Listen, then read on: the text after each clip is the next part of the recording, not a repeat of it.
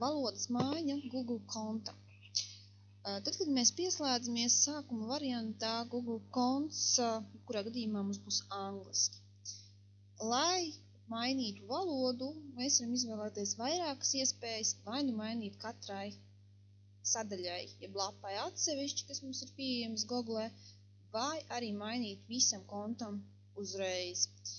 Šajā gadījumā es jums parādu to, kā nomainīt visam kontam uzreiz.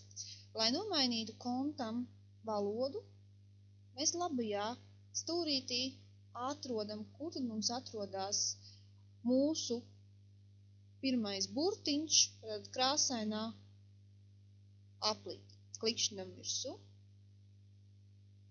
Zem e-pasta adreses mums ir uzraksts Manage your account, Google account. Klikšķinam virsū.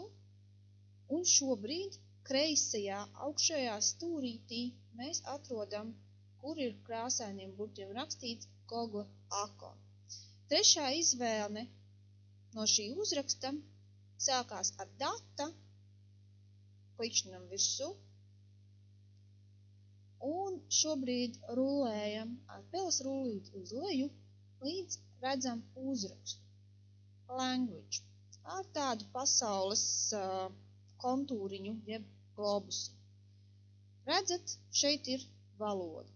Lai nomainītu valodu, klikšķinam uz šīs te sadaļas, kur mums ir rakstīts valoda, vai galā uz bultiņas, atveram vaļā, un šeit mums ir iespēja noklikšķināt pretī valodas nosaukumu uz zīmolīti.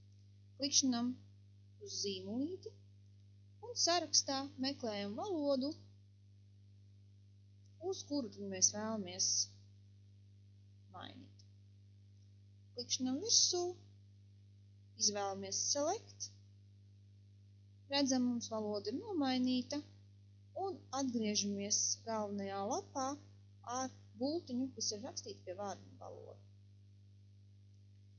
Tālāk, ja jau mums ir atvērtas kādas Google funkcijas, piemēram, Google Classroom, ko mēs atvērām, augšā esošajā cilnītē vienkārši atjaunam lapu. Un arī šeit jūs redzēsiet, ka tas viss ir latviski.